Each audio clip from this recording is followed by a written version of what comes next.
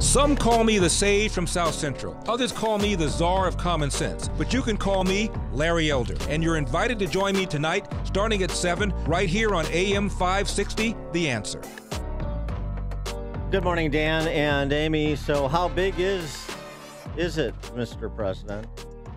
How big is it, Mr. President? You're supposed to do that in your Marilyn Monroe. Oh, that's right. How big is it, Mr. President? You know, the button. Yeah, the button. He tweeted last night, Kim Jong-un just stated that the nuclear button is on his desk at all times. Will someone from his depleted and food-starved regime please inform him that I, too, have a nuclear button, but it is much bigger and more powerful one than his, and my button works! Exclamation point. Yeah. Wow. Torrent of tweets yesterday from the president. He's going to be handing out the most dishonest and corrupt media awards of the year on Monday at 5 o'clock. I'll set my watch accordingly. Subjects will cover dishonesty and bad reporting in various categories. Mm-hmm. Oh, boy, that's a nice run-up to the Oscars. A fake news trophy. So, yeah, I know the North Korea tweet is sort of silly and juvenile. I don't get it. More interesting to me is the party that Nikki Haley's throwing. And if you condemn the United States, you're not invited. You don't get to come to Nikki Haley's party. Nikki Haley to thank the 65 countries that did not support a resolution condemning President Trump's position on Jerusalem, recognizing Jerusalem as Israel's capital, having a little party. But the 9 countries that voted, the 9 countries voted against the resolution, 35 abstained. And 128 nations voted in favor of it. So most of the world not invited. For more on these geopolitical matters, we're pleased to be joined by our friend, Dr. Zuhdi Jasser, president of the American Islamic Forum for Democracy, co-founder of the Muslim Reform Movement, former U.S. Navy lieutenant commander, and author of the book, A Battle for the Soul of Islam. Dr. Jasser, thanks for joining us again. Appreciate it. Oh, it's great to be with you again. Happy New Year. Happy New Year.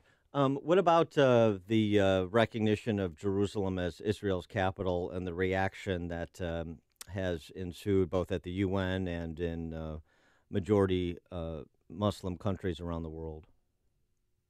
Well, I think it serves to show quite a bit that basically the recognition of what's been a fact in Israel, that Jerusalem is their capital, their Knesset's there, Supreme Court, ministries are all there, and yet we continue for decades to have had campaign rhetoric never bear out during the administrations, be it Bush, Clinton, Obama, or any administrations. And now finally President Trump has made his words of his campaign a reality, and we recognize the capital. And I think what's happened is we've taken off the table something that should have never been on the table, which is the recognition of a capital, the fact that Israel can declare its own capital.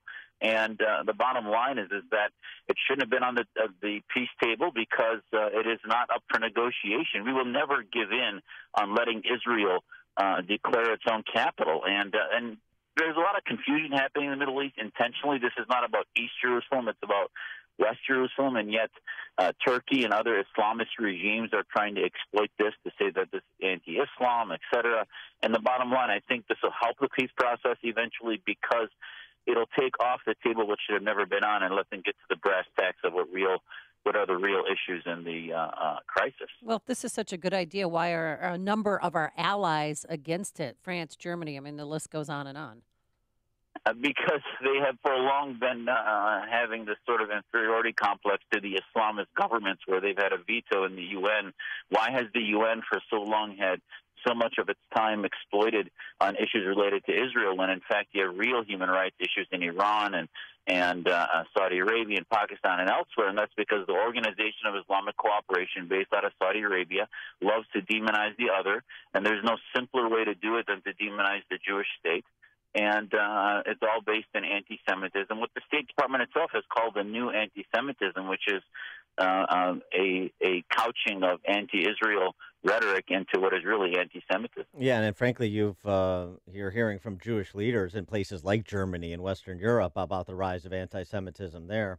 To your point, Dr. Jasser, what about related topic, the saber-rattling by the president on funding for Palestinians, on funding foreign aid for Pakistan. Well, it's amazing to me that we've never had this conversation before, which is we hand $1 billion to Egypt, we hand $1 billion to Pakistan and Hamas and other areas in which these enemies of America end up using our money to spread ideologies that threaten us, and yet we never make them pay a price. I sat on the U.S. Commission on Religious Freedom, and every year we listed countries that had the worst offenders of religious freedom, and there were statutes in Congress put into place to impose sanctions, and yet every year the White House, Obama and Bush before them, would put in waivers to allow Saudi Arabia and others to bypass those sanctions because of stability and other security issues, when in fact the classic instability was regimes that had ideologies that were an anathema to our own security.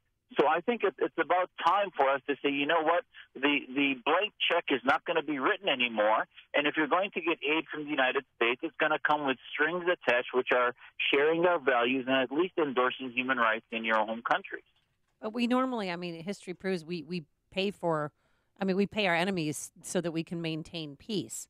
Don't you agree? Well, I think that's a facade. I think to say that we maintain peace, that's sort of the albatross that they put above our head and say, well, if we don't do this, we're going to do X, Y, and Z, when in fact they need us a lot more than we need them. And the only downside to this may be oil prices. Bottom line is even at the height of our relationship with Pakistan, they were still harboring bin Laden and others. So this is often a deception. That will, I think, if you push them forward on it, may have a few little skirmishes here or there, but at the end of the day, they need us a lot more than we need them. Obama's friends in Iran, the Ayatollahs, they in danger, in your estimation, of being felled by a popular revolt? I pray so. I think there'd be nothing better, as you and I have talked before, than some disruption in the Middle East, and especially you will see the connections that Iran has with Hezbollah, Syria, Assad, and Yemen, and across the region as they become more inwardly focused and for hopefully this Arab Spring now becoming a Persian Spring. We have a president now that at least rhetorically is defending them, which actually can go a long way. You'd be surprised how long seeing America and our leadership from the UN with Nikki Haley and President Trump saying that, we have their back. This is a very different revolt than in 09. 09 was simply in Tehran. This one is in 20 different cities, and it's focused in the cities where the theocrats and the Supreme Council are based, which is in Qom and other major cities. So as long as this doesn't fizzle out with some of the human rights abuses that are happening in the past couple of days with police tanks beginning to mow over people, if this can continue, I think it may be the beginning of the end of the Islamic Republic. Well, for those of us who don't know, what's life like in Iran? They're talking about, people are hungry for food and for freedom, but the inflation is through the roof. Can you just describe what it's like? That's a great question because people say, oh, this is simply about, technical issues. No, the chanting for the most part has been about bread, jobs, and liberty. They have no ability to express themselves. 2 days into this revolt, the internet has been turned off. Women are hit on their ankles if their dresses, if their skirts are above their ankles. They aren't allowed to go in the street without wearing a hijab. Gays are thrown from the roof. You can't be publicly homosexual or have any type of speech which is critical of Islam or of the government. So from free speech to the ability to make money, they saw billions coming into the government over the last 2 years after Obama handed back $150 billion, and they're saying in their chants that they see none of that, and that's why they're no longer saying death to America or death to Israel. They're saying death to the regime, death to the dictator, and death to Hezbollah, which I think if you want to, and I'm so disappointed at the left media and the New York Times and CNN and ABC, they're covering it just a little bit, but what better image do you want for Americans to abandon this concept that all Muslims are Islamists than to see tens of thousands of Muslims chanting these slogans, which will forever put away the stereotypes that we're all Islamists or theocrats. Yeah, that's an excellent point. Domestically, in the first quarter of this year, immigration policy is going to be central again to the political discussion in D.C. with respect to the DACA program and what the president will want in exchange, both with respect to border security on the country's southern border, as well as this issue of sanctuary city and sanctuary state designations, localities, and even some states like Illinois, like California, refusing to work with federal immigration enforcement. What do you think a sensible compromise on these issues, where the president has indicated he's willing to compromise on DACA? What do you think that looks like? Well, I think a sensible policy is really what the president has been articulating in the past few weeks, which is we build a wall, we stop the sieve, and we then begin to compromise on what we do with the 11 or more million folks that are here illegally, and perhaps allow DACA to exist. So, you have to have a compromise there. And also in the immigration, we need to begin to have an ideological vetting, and that it's not a right to come to the U.S. These diversity programs or lotteries, it should not be random at who comes to the United States. It should be those who are seeking American freedom, American principles that share our social contracts.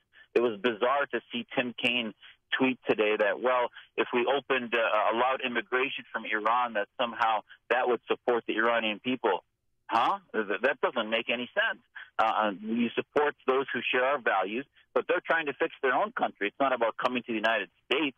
And those who do need to escape, like from places like Syria and elsewhere where they've had no other options, then we need to vet against jihadists and Islamists, et cetera. It needs to be a whole-of-government approach to where we don't just say, well, yes, maybe they need some human rights solutions, but that solution has to be married with a sharing of our values. We can't bring in communists and other types of ideologues that don't share our values, and the immigration reform has to include that. I mean, still today, the immigration paperwork asks you, are you or have you ever been a supporter of the Communist Party? That made sense in the Cold War, and we need to impose similar types of restrictions in this global war against jihad. All right. He is Dr. Zuhdi Jasser, president of the American Islamic Forum for Democracy, co-founder of the Muslim Reform Movement, former U.S. Navy lieutenant commander, and the author of the book, A Battle for the Soul of Islam. Dr. Jasser, thanks as always for joining us. Appreciate it. Thank you. Appreciate being on. And he joined us on our turnkey.pro answer line. The story.